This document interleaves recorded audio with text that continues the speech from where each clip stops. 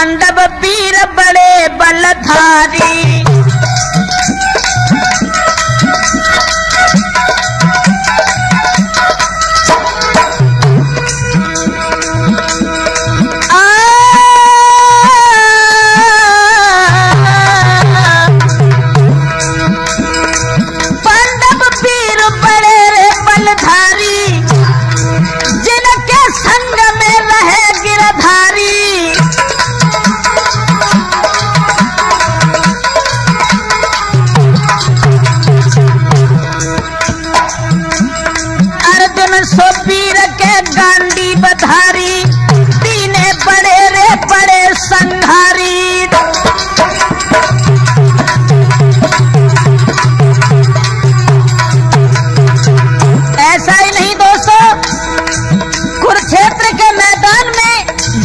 चल रहा है, अरे कट रही सेना दल कौरव की, कौरव पंडन कोर छाई। अरे आबे आँच ना कभी रे साँच में, पांडव 5 के 5 दिखाई।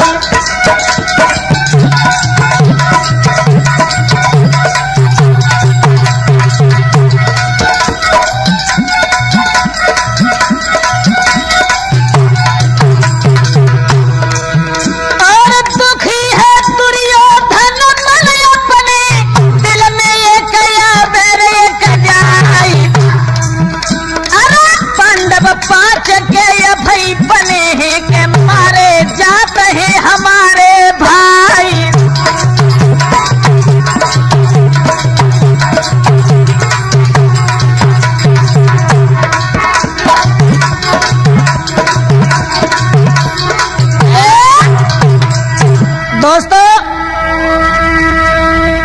पांडव जिस समय वीरता के साथ में युद्ध कर रहे हैं कुरुक्षेत्र में, लेकिन कौरवों की सेना समाप्त होती चली जा रही है, तो दुर्योधन के हृदय में बड़े विचार हैं। और दुर्योधन सोचने लगा क्या करूं, कोई ऐसी युक्ति नहीं, हमारी सेना कटती चली जाती है, साथ ही साथ हमारे भाई मरते चले जाते हैं, लेकिन पांडव 5 के 5 ही हैं।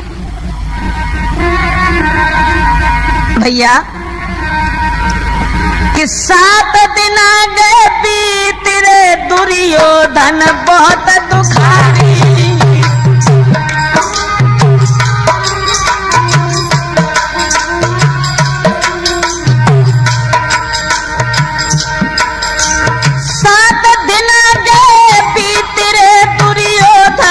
बहुत दुखारी और आंचल आई पंडन पे, हाँ आंचल आई पंडन पे, आंचल आई पंडन पे, मेरी कटी रही सेना सारी।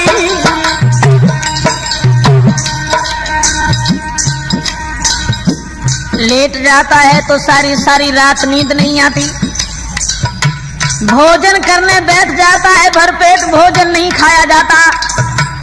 मन में सोचने लगा वो दुर्योधन,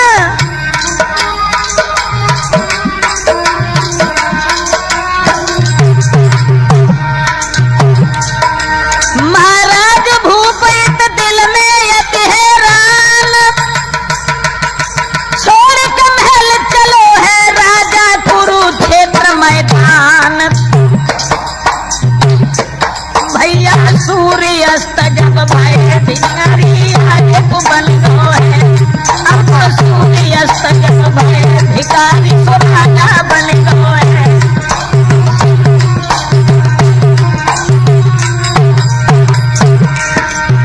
राजा बन गो है, भिखारी को राजा बन गो है। भैया सूर्य अस्त जब भय, कुरुक्षेत्र के मैदान में 7 दिन जब हो गए युद्ध चलते चलते, दुर्योधन दिल में बड़ा हैरान हुआ और मन में ये सोचने लगा कि अब मेरे पास में कोई चारा नहीं, पांडव 5 के 5 ही हैं, पांडवों का विनाश नहीं हुआ। संध्या के समय जब सूर्य अस्त हो गए, युद्ध जब बंद हो गया उस कुरुक्षेत्र में, तो दुर्योधन चला पितामह भीष्म के पास के लिए। अरे शाम भई दिन गयो मुदन को सूर्य ने आंख छुपाई रे।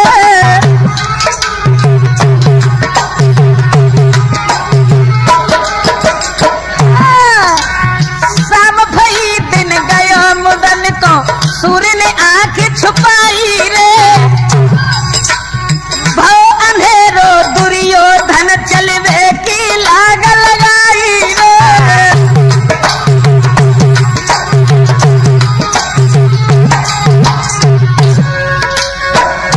दुर्योधन चला कुरुक्षेत्र में भीष्म पितामह से मिलने के लिए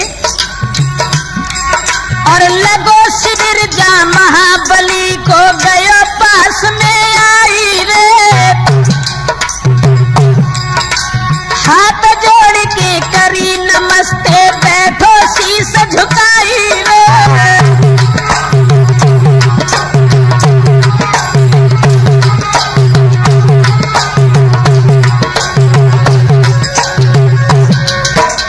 गंगा पुत्र कहे बेटा कैसी तकलीफ उठाई रे। हाथ जोड़ के दुर्योधन ने अपनी कथा सुनाई रे।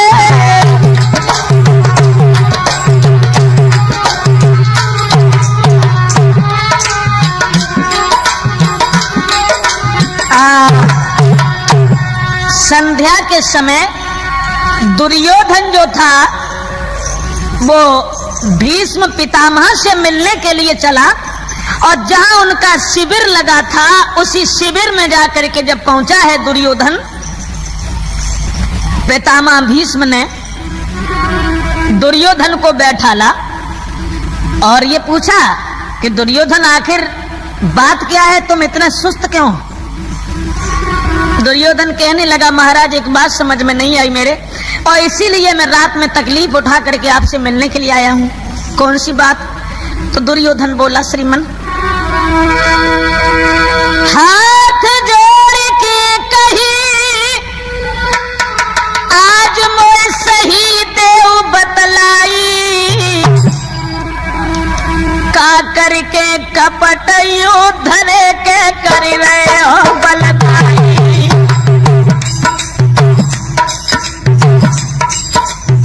महाराज आप हमें केवल ये बता दीजिए युद्ध में क्या तुम कपट कर रहे हो या कोई छल की चाल चल रहे हो?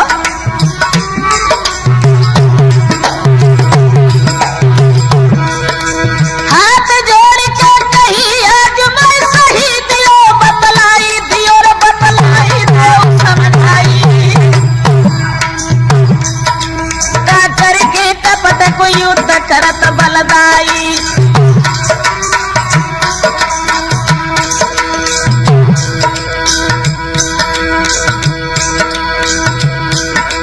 और योद्धा मेरे मरे धीर कैसे धरे देव समझाई।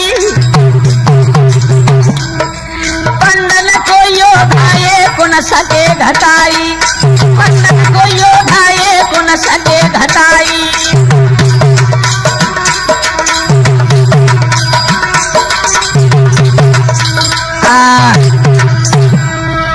दुर्योधन हाथ जोड़ करके कहने लगा पितामह दुख है केवल इस बात का कि हमारी सेना समाप्त होती चली जा रही है। हमारे भाई भी साथ ही साथ मरते चले जा रहे हैं, लेकिन पांडव 5 के 5 ही हैं। शायद आप कोई कपट करके हमसे युद्ध कर रहे हैं। समझ में नहीं आता आपकी कौन सी चाल है। आखिर इसमें कारण क्या है जो पांडव नहीं मारे जाते? महाराज लाखन योद्धा मर गए रे के संग हमारे भाई। कहने लगा प्रभु दिन दिन सेना घट रही है। दिन दिन सेना घट रही है ना उपाय पड़त दिखाई।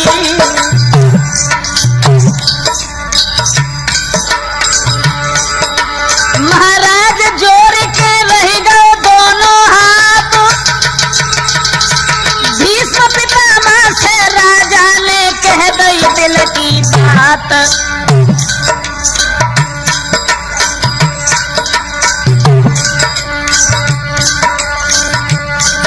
भैया इतने सुन के बैन तुरंत राजा को समझाओ है।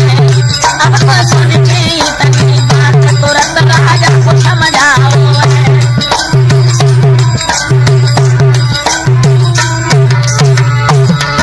राजा को समझाओ है, तुरंत राजा को समझाओ है।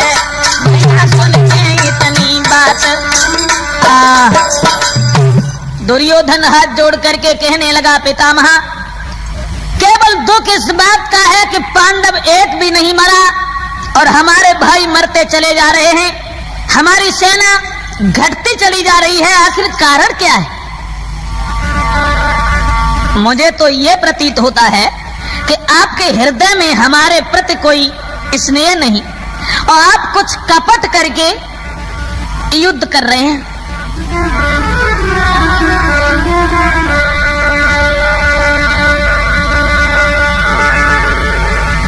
पितामह भीष्म कहने लगे, दुर्योधन ये तुम्हारी भूल है। युद्ध में कोई किसी का भाई नहीं, मैं कोई कपट नहीं करता। बात एक दूसरी है। हम करें युद्ध घमश्यान, वही घनश्याम हाथ नहीं आवे।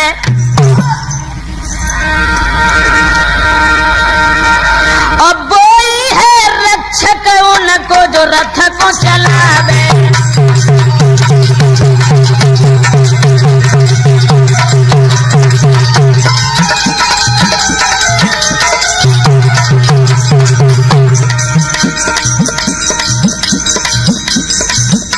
समझाए कि पितामह भीष्म बोले, देखो दुर्योधन, भगवान कन्हैया जो उनके रथ को चलाता है सब उसी की चाल है दुर्योधन।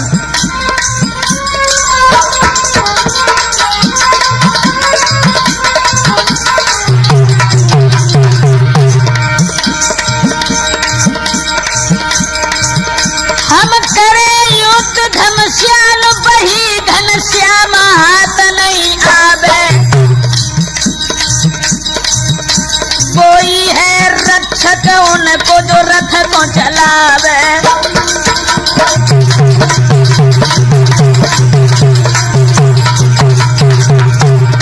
लेकिन घबराओ नहीं दुर्योधन, अपने दिल को छोटा मत करो, मत दिल में घबराओ, घरे तुम जाओ वो दिन भी आवे।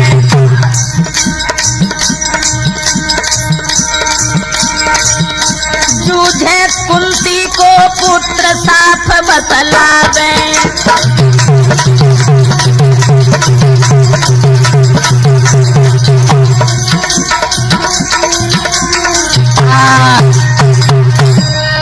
पितामह भीष्म कहने लगे, दुर्योधन भगवान श्याम सुंदर जो उनके रथ को चलाते हैं आज वही उनकी रक्षा करते हैं। लेकिन घबराओ नहीं, वो दिन भी दूर नहीं है, पांडवों का विनाश होना आवश्यक है। कहने लगा, हमें प्रभु विश्वास नहीं। दुर्योधन ने वचन उचारो है, क्यों नहीं जादू पांडवा मारो है, क्यों नहीं।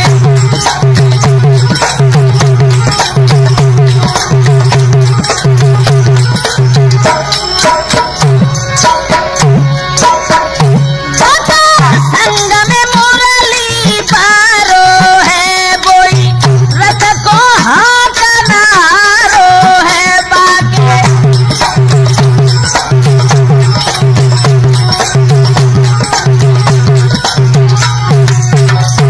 आखिर बात क्या है? पांडवों का एक भी योद्धा नहीं मारा जाता। भीष्म पितामह कहने लगे, घबराओ नहीं, और अगर तुम पांडवों के योद्धाओं को जितने भी हैं, 5 हैं, 5 में से एक, ज्यादा नहीं तो एक को हम जरूर मार देंगे, आप घबराइए नहीं। और बोले, हाथ उठाकर कहीं भूप में तुम्हें यकीन दिलाता हूँ, और जो कुछ सोच कहनी बात मुझे मैं साफ साफ बतलाता हूँ, कहनी बात मुझे मैं साफ साफ बतलाता हूँ।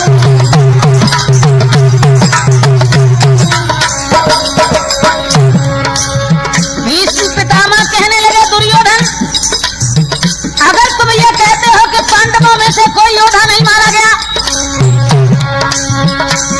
है मेरी अटल प्रतिज्ञा ये, बोले है मेरी अटल प्रतिज्ञा ये, मैं अपना वचन निभाऊंगा। कल शाम तक एक पांडव में स्वर्ग धाम पहुंचाऊंगा, कल शाम तक एक पांडव में स्वर्ग धाम पहुंचाऊंगा।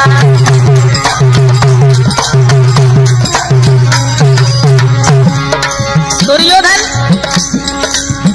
5 पांडवों में से अगर मैंने 5 को न मार पाया, अटल प्रतिज्ञा हमारी है कि कल युद्ध में कुरुक्षेत्र के मैदान में एक पांडव को स्वर्ग धाम में पहुंचाने का मैं वचन देता हूं।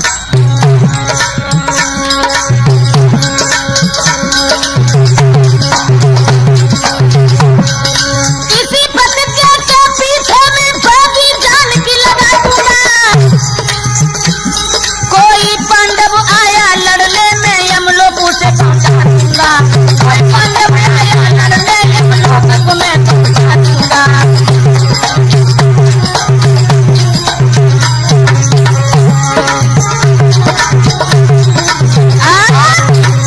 भीष्म पितामह कहने लगे, घबराइए नहीं दुर्योधन, अगर ये कहानी है कल युद्ध में शाम तक हम किसी न किसी पांडव को यमलोक में पहुंचा देंगे।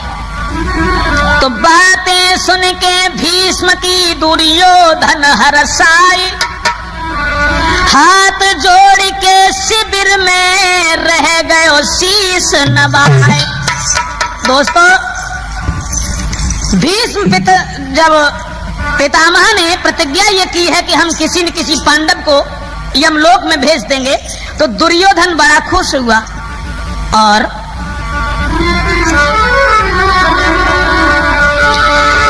दुर्योधन हर्षाई हियो हुलसाई खुशी दिल मानी, और सुन के अटल प्रतिज्ञा वे के हंसो खूब अभिमानी।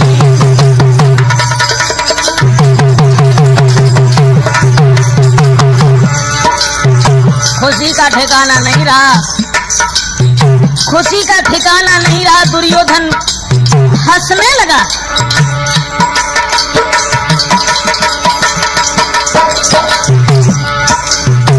दुर्योधन हर्षाई हियो हुलसाई खुशी दिल मानी, खुशी दिल मानी। सुन के अटल प्रतिज्ञा वे के हंसो खूब अभिमानी।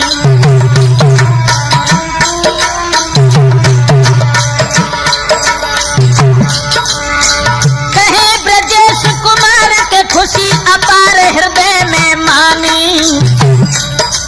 तब हाथ जोड़ के बोलो फिर से बानी, हाथ जोड़ के बोलो है फिर से बानी।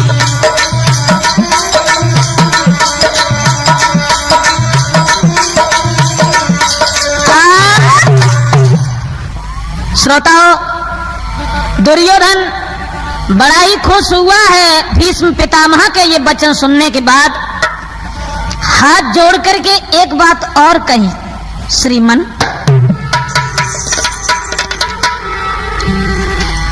अरे कर जोड़ के ये रज सुनाई,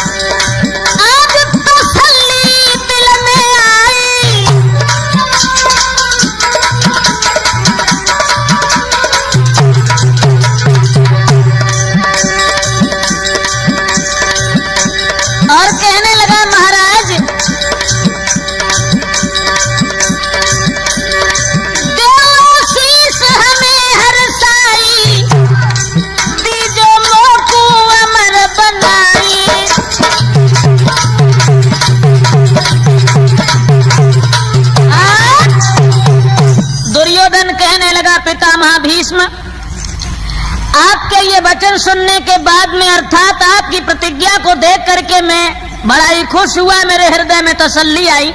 अब एक काम और करो, आप हमें अमर होने का वरदान दे दो, जो मैं अमर हो जाऊं। तो भीष्म पितामह कहीं मत ना हो उदास, अपनी पत्नी को सुबह भेजो मेरे पास। पितामह कहने लगे दुर्योधन तुम्हें नहीं, तुमसे तो जो भी कहना था कह दिया, अब तुम एक काम करो अपने घर जाओ, लेकिन सुबह होने से पहले ब्रह्म मुहूर्त में अपनी पत्नी भानुमति को मेरे पास भेजो। ध्यान रखना इस बात का दुर्योधन कि भानुमति तेरी नार रे मेरे पास अकेली आवे।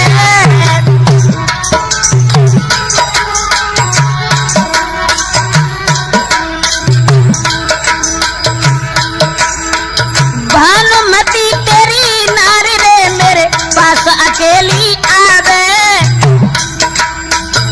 तेरे काजे दुर्योधन वरदान लेके जावे।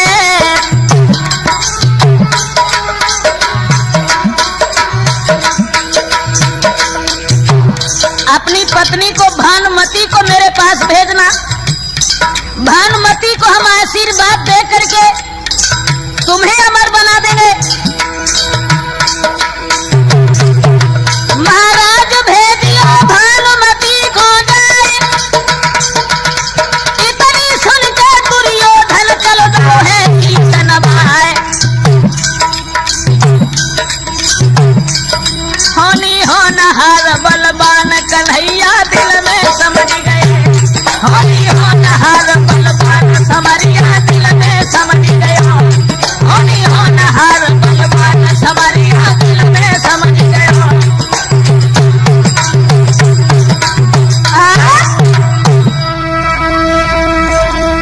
भक्तों, इधर तो जिस समय भीष्म पितामह ने ये कहा है कि दुर्योधन अपनी पत्नी को मेरे पास भेज देना और हम उसे आशीर्वाद देंगे, ये वचन सुनने के बाद में दुर्योधन तो चला गया। जब दुर्योधन इधर चला गया, भगवान श्याम सुंदर उसकी चाल को अर्थात भीष्म की प्रतिज्ञा को समझ गए और मन में एक बात सोची, मुरलीधर करो विचार पेश नहीं मेरी अब चल सकती है।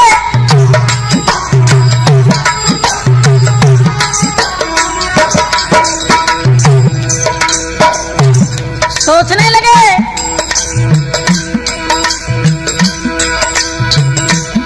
मुरलीधर करो विचार पेश ना अब मेरी चल सकती है। अकल प्रतिज्ञा ब्रह्मचारी की कभी नहीं टल सकती है।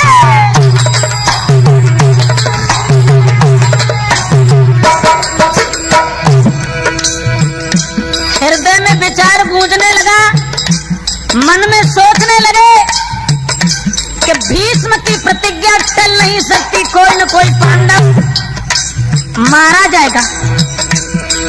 द्रौपदी से कुछ जो कहा मैंने, द्रौपदी से जो कुछ कहा मैंने वो झूठ सभी हो जाएगा। कल युद्ध में बिना मौत कोई पांडव मारा जाएगा।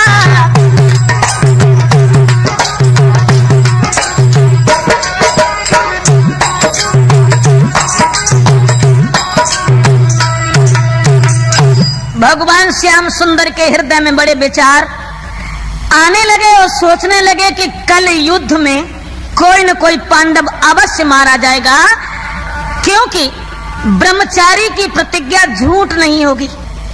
श्रोता बंधुओं, बहुत विचार है। गिरधारी दिल हैरान रे के सोच है यति भारी।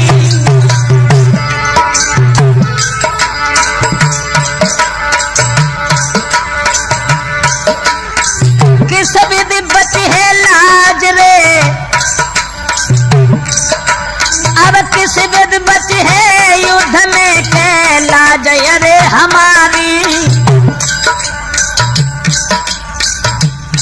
द्रौपदी को मैंने ये वचन दिया है कि पांडवों का बाल बांका नहीं होगा, लेकिन अब युद्ध में क्या होगा?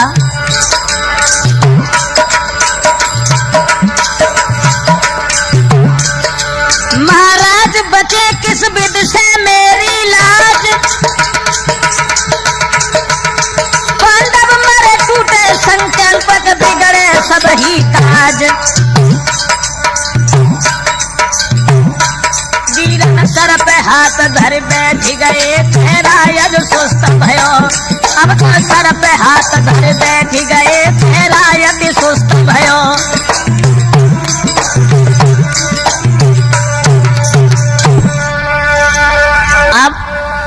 भगवान मुरलीधर के हृदय में बड़े विचार आने जाने लगे और सोचने लगे कि द्रौपदी को मैंने ये वचन दिया है कि हम तुम्हारे सुहाग को अमर रखेंगे, लेकिन प्रतिज्ञा में कोई न कोई पांडव मारा जाएगा, मेरा संकल्प टूट जाएगा। सोचते रहे, कोई बात समझ में नहीं आई। तो भगवान श्याम सुंदर एक बात सोचने लगे कि हम अपनी बुद्धि से उनकी प्रतिज्ञा अवश्य तोड़वाएंगे। ये वचन सोचने के बाद चल दे फौरन गिरधारी रे पहुंचे जहां द्रौपदी नारी रे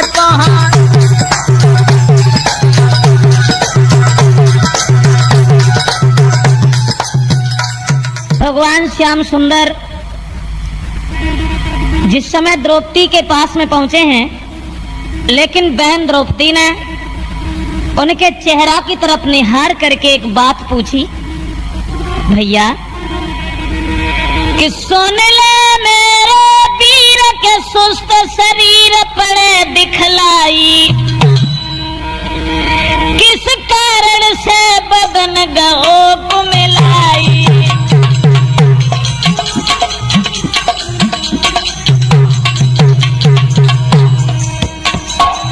क्यों है कांति मलिन छटा छवि सीन के सुंदरताई, दिल की दो सारी यहाँ पर बात बताई।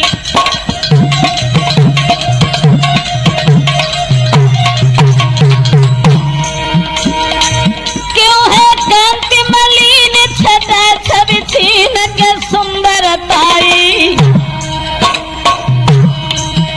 दिल की दो सारी यहाँ पर बात बताई।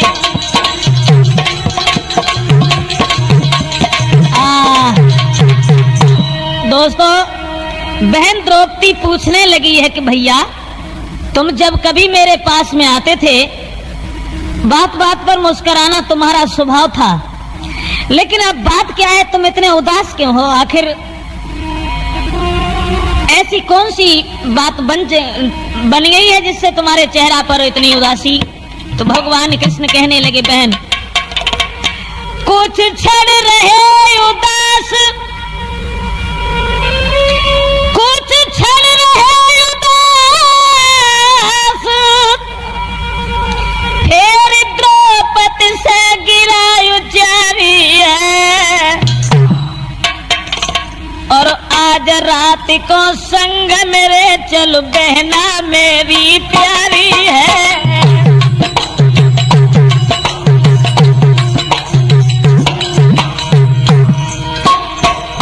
भगवान कन्हैया कहने लगे, द्रौपदी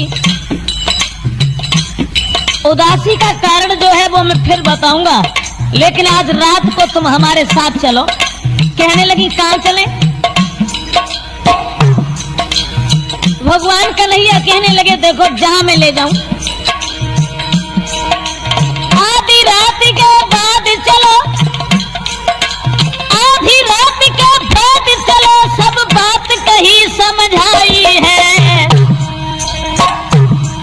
बोली द्रौपदी, अरे कहाँ चलोगे? तीजो भेद बताई है।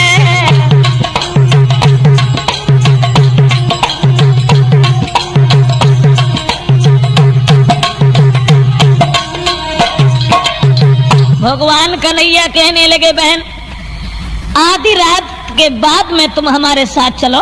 तो द्रौपदी पूछने लगी कि भैया कहाँ चलना है?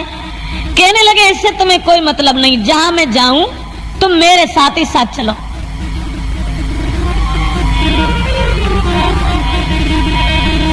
बहन तुम्हें नहीं पता, दुर्योधन की बात पे उन्होंने कुमति कमाई।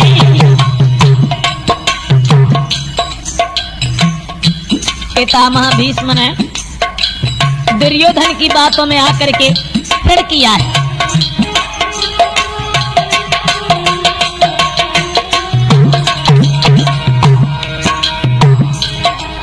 और कल युद्ध में कुरुक्षेत्र में पांडव जाए नसाई।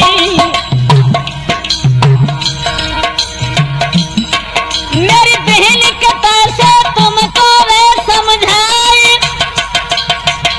भीष्म प्रतिज्ञा अटल जाएगो कोई वीर नसाई।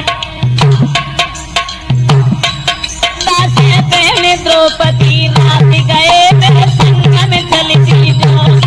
दासी बहन द्रौपदी रात गए मेरे संग में चल जो।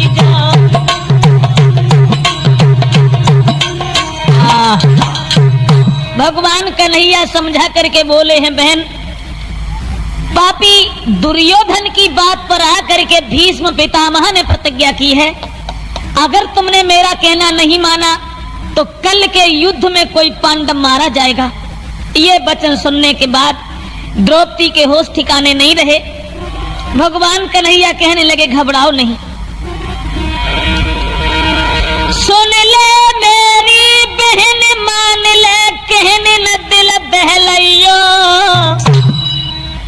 और आधी रात के समय पे तुम पास उनके जइयो।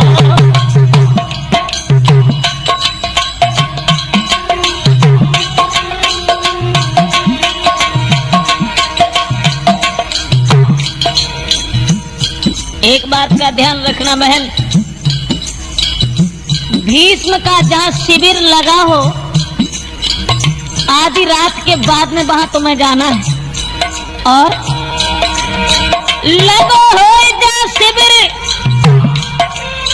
लगो हो जहां शिविर न करियो फिक्र शांति तुम रहियो। उनके चरणन में अपनो शीश झुकैयो, उनके चरणन में अपनो शीश झुकैयो।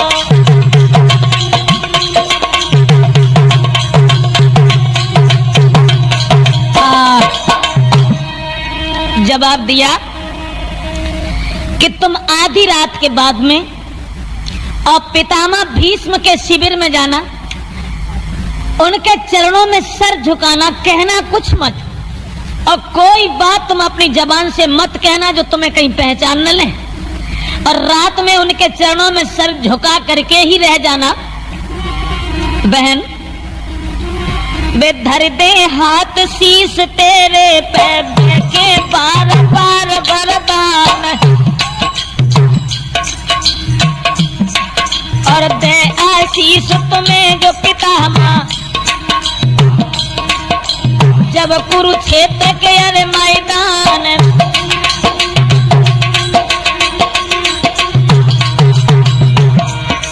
धर दे हाथ शीश तेरे पे के बार बार वरदान, और दयासी से तुम्हें पितामह जब बे कुरुक्षेत्र मैदान।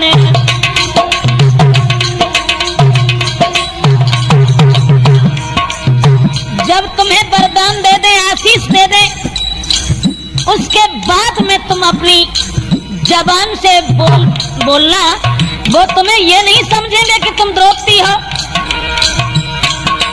अरे भानुमति तुमको समझेंगे, मत न दीजो बोल सुनाई। और ले आशीष से ब्रह्मचारी से बाद में सुनियो कथा नारी।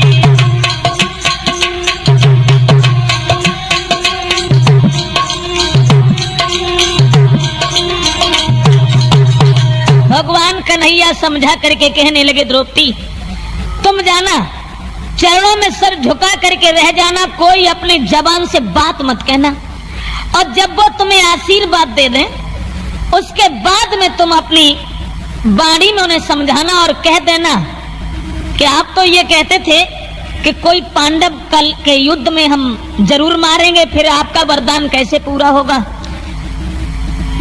उसी समय बहन द्रौपदी को साथ लिया है भगवान यादवेंद्र सरकार योगी राज कृष्ण ने।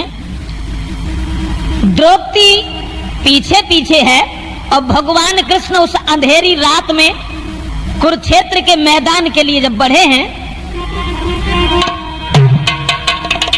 भक्तों उस युद्ध क्षेत्र में कि कुरुक्षेत्र मैदान में हिले से पहले से दिखावे,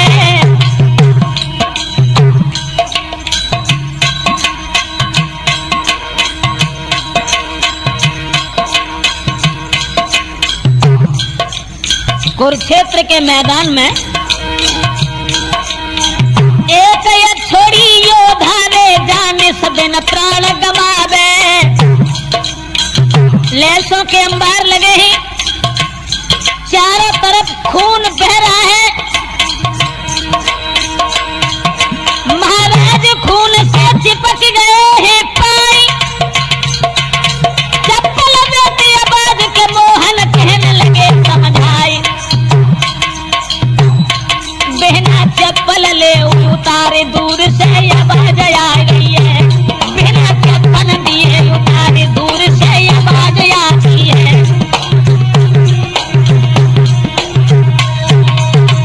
दोस्तों जिस वक्त बहन द्रौपदी को साथ लेकर के भगवान कृष्ण आगे को बढ़ते चले गए, लेकिन खून में लिस करके जब चप्पल बहन द्रौपदी की आवाज देने लगी तो भगवान कन्हैया ने समझाया कि बहन ये चप्पल उतार करके नंगे पैरों चलो। आज भक्तों के बस में पड़ करके भगवान श्याम सुंदर ने वो बहन द्रौपदी की चप्पल खुद अपने हाथ में उठाई। ऐसा ही नहीं, भगवान कन्हैया ने कि चप्पल लई उठाई प्रभु ने तनिकन देर लगाई रे, और अपनों पर राखन काजे कैसी तकलीफ उठाई रे।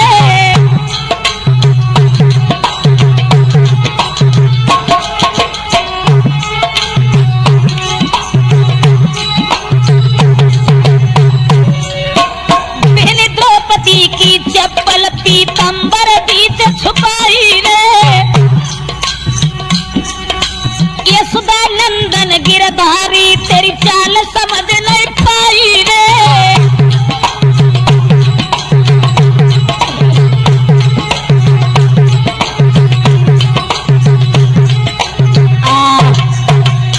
भगवान कन्हैया ने बहन द्रौपदी की चप्पल को लेकर के श्रोताओं अपने पीतंबर में बांध लिया और पीतंबर में रखने के बाद बगल में दबाया और द्रौपदी को साथ लेकर के आगे बढ़ते चले गए शिविर की तरफ। हाँ चलो है नंद किशोर हुई रहो शोर श्यार चिल्लावे, और सूरवीर को मां सुन सीधे खावे।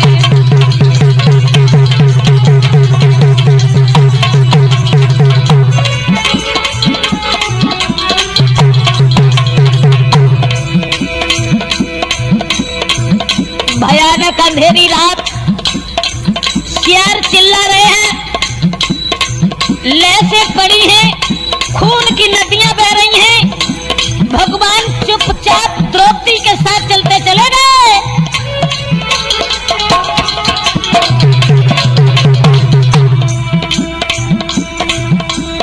लगो भीष्म को शिविर श्याम बेफिक्र पास में जावे, द्रौपदी को फिर से समझावे।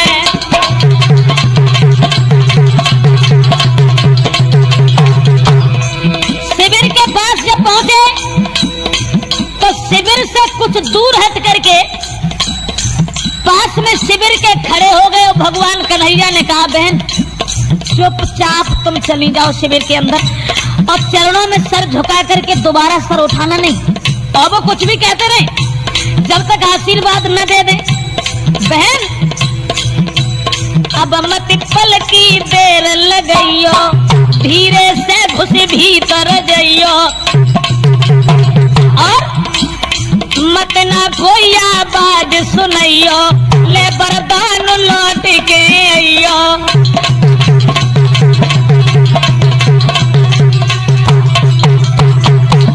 कन्हैया कहने लगे बहन अब तुम अंदर जाओ और मैं यहाँ खड़ा हूँ। श्याम सुंदर तो वहीं खड़े रहे और द्रौपदी अंदर घुसी चली गई।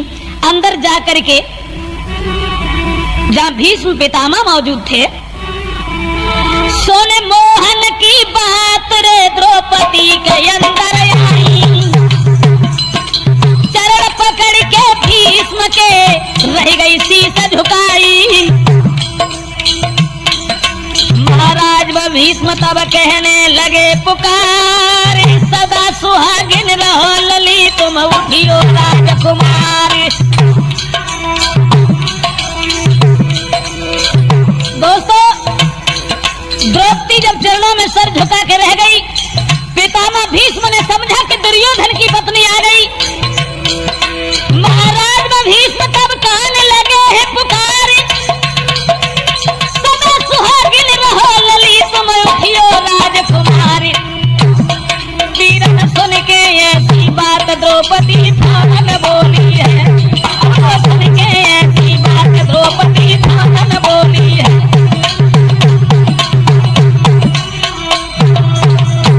एकदम से भीष्म पितामह कहने लगे तुम सदा सुहागिन रहो, तुम्हारा सुहाग अमर रहे, उठो बेटी। द्रौपदी हाथ जोड़ के कहने लगी पितामह आप क्या कहते हैं कि सुहागिन रहो, लेकिन आपने तो यह प्रण किया है कि कल के युद्ध में हम किसी न किसी पांडव को जरूर मार देंगे, तो भला मैं सुहागिन कैसे रहूंगी।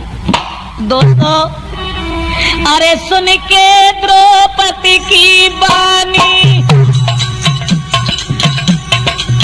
जब भीष्म ने समझी कहानी, तन की फिगर दे गई है रूहानी, सुन के बचन भव पेट में पानी।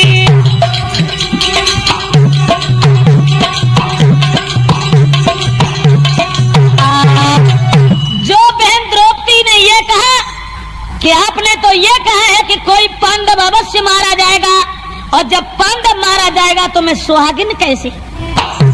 और जैसे ही पहचाना एकदम से पैरों के तले धरती खिसक गई। द्रौपदी तुम, जवाब दिया हाँ। एक बात का मुझे उत्तर दे दे। किस बात का। तो भीष्म पितामह बोले द्रौपदी तो कौन लिबाए रे बतलाए दे द्रौपदी नारी।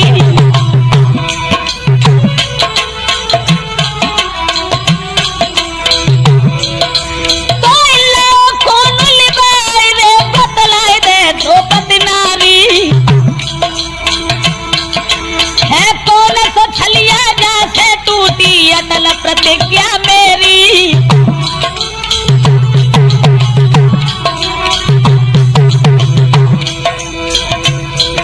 केवल हमें ये बताओ कि तुम्हें बुला के कौन लाया।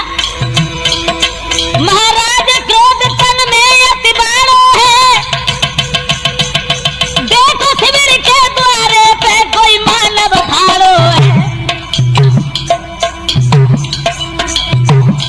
भैया छोड़े द्रौपदी को भीष्म पितामह द्वारे पे आए हैं। अब तो छोड़े द्रौपदी को भीष्म पितामह द्वारे आए हैं।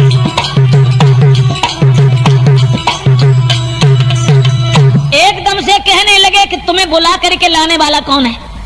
मैं जानता हूं कि तुम अकेली यहां तक नहीं आ सकती, साथ ही साथ यह भी जानता हूं कि तुम्हें बताने वाला इस राज को कोई दूसरा है। भगवान श्याम सुंदर के उस नाटक को समझ गए भीष्म पितामह, और उन्होंने नजर उठा करके जब देखा तो द्वार पर कोई मानव जब दिखाई दिया तो वहीं छोड़ करके द्रौपदी को बाहर पहुंचे।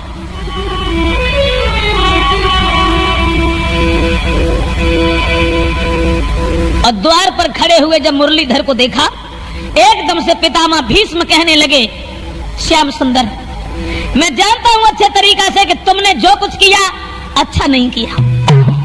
हम समझ गए यो गिरधारी, ये महिमा भई तुम्हारी है और तेरे ही कारण छलिया ये टूटी शर्त हमारी है।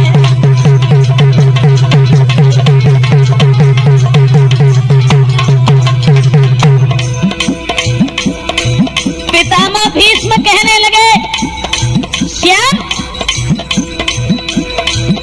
तूने हमारी अटल प्रतिज्ञा को धूल में मिला दिया।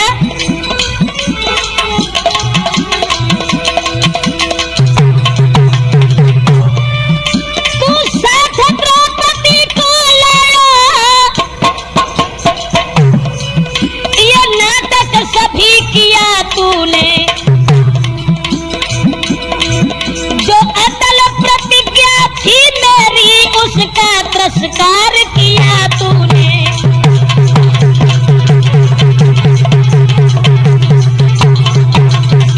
और छलिया,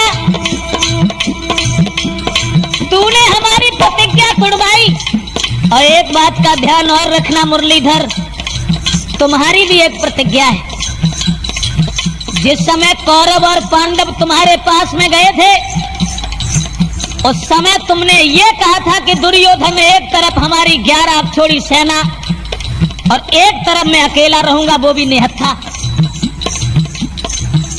तुमने जो प्रतिज्ञा की है कि हम कभी युद्ध में अस्त्र शस्त्र नहीं पकड़ेंगे, लेकिन श्याम,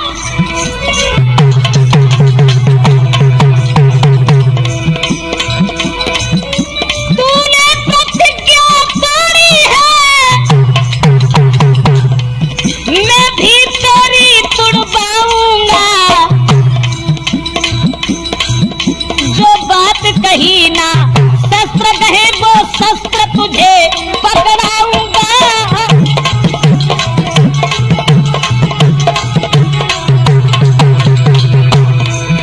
अब देखूंगा यो रे छलिया,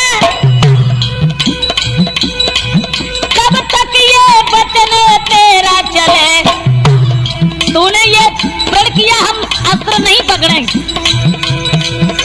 अब देखूंगा यो रे छलिया, कब तक ये चले वचन तेरा।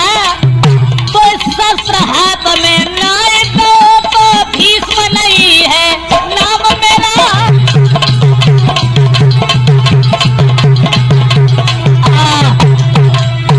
जवाब दिया है श्याम सुंदर, तुमने हमारी प्रतिज्ञा को तोड़वाया है और तुमने ये कहा था कि हम अपने हाथ में कभी शस्त्र नहीं पकड़ेंगे। तुमने हमारी प्रतिज्ञा तोड़ी और मैं जब तक तुम्हारी प्रतिज्ञा नहीं तोड़ दूंगा तब तक मुझे सुख की नींद नहीं आएगी। और श्रोताओं, भगवान कन्हैया से बार बार ये कहा कि तुम्हारी प्रतिज्ञा को तोड़ना ही अब मेरी प्रतिज्ञा है। ये वचन कहने के बाद में पितामह भीष्म के चेहरा पर उदासी के चिन्ह दिखाई देने लगे, शांत हो गए। और भगवान कन्हैया ले द्रौपदी को संग, श्याम जब लौट पड़े ते हर साई रे।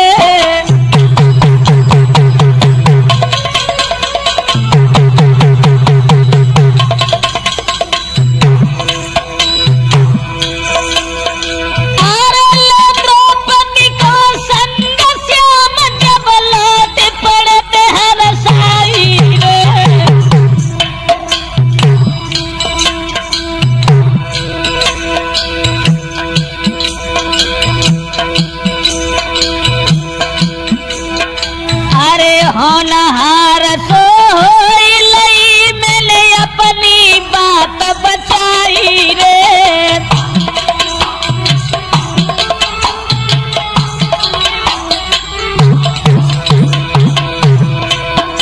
और पहुंचे जाई महल अंदर युत भानुमती ढिंग आई रे।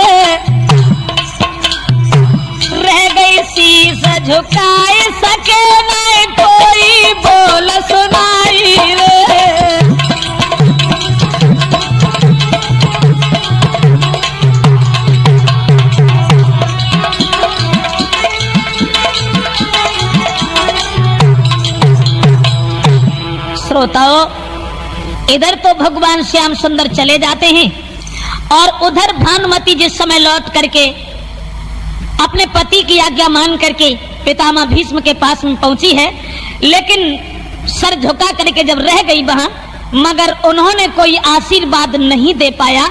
और जब आशीर्वाद नहीं दिया तो भीष्म कहने लगे, बेटी क्षमा करना, मेरे पास अब कुछ नहीं रहा। घर जइयो भानुमति रे तुम रहियो सदा सुखारी, तो से पहले ले गई रे वरदान द्रौपदी नारी। जाओ बेटी, महाराज मेरी लली हो गई हमसे भारी भूल, और बाकों कांटे बने रहेंगे तुमको भूल के भूल।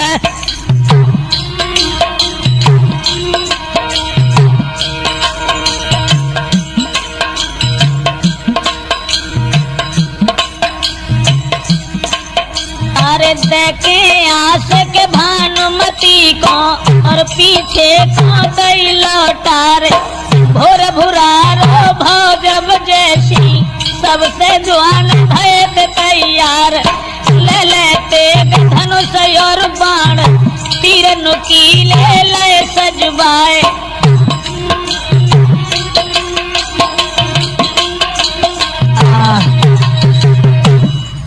जैसे ही भगवान श्याम सुंदर इधर जागे हैं, पांडवों से कहा है कि युद्ध के लिए तैयार हो जाओ, और उधर भीष्म पितामह युद्ध करने के लिए आए हैं। लेकिन दुर्योधन ने जिस समय ये सुना है कि द्रौपदी पहले ही वरदान ले गई, तो उसके उदासी चेहरा पर और ज्यादा आ गई।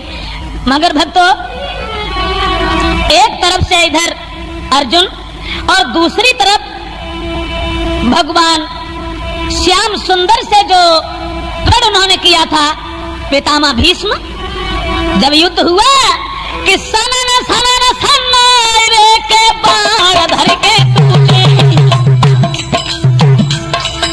लख भीष्म के बाण रे छक्का अर्जुन के छूटे।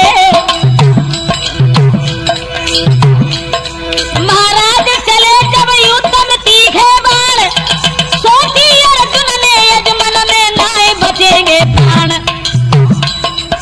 युद्ध जब हुआ, पितामह भीष्म ने वो बाण छोड़े जो अर्जुन को जान बचाना मुश्किल पड़ गया।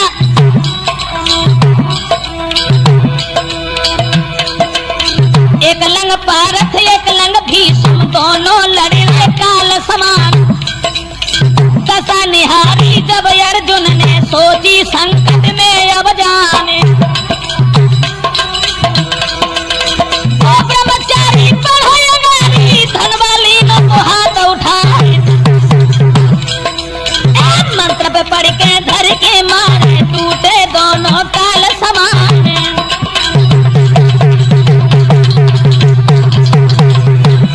और बाण से बाण कट रहे गण में, रोधा कान बराबर जाए, और छोड़े बाण प्राण के घाट देख के अर्जुन गए घबराए।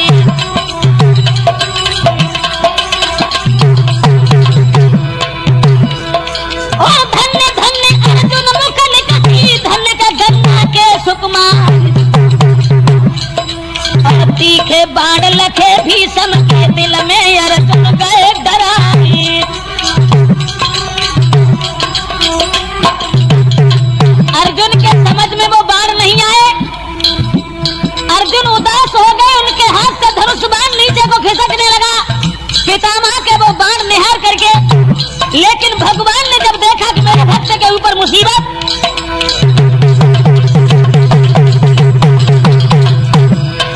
गिरधारी सुनी अरज हमारी, अब नहीं बची है जाने हमारी। और धनुष बाण से जब खिसको लाख नहीं घिरिया छाई, और संकट देखो जब सखा रथ से कूदे कृष्ण मुरारी। और धर ललकार दैत भीष्म तुमको दे जान से मारे, और शस्त्र निहारो गंगा पुत्र तीनों धनुष बाण को डाले। हमने तोड़ी काज प्रतिज्ञा हमने लई आज तोड़वाए।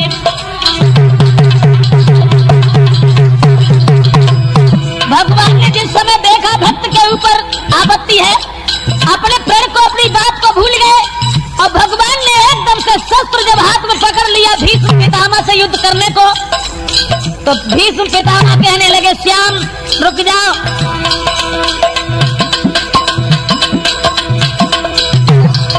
और तुमने तोड़ी मेरी प्रतिज्ञा पाछे में दई तुरबाई। और लज्जित हुई के मुरलीधर ने लीनी नीचे नार नवाई।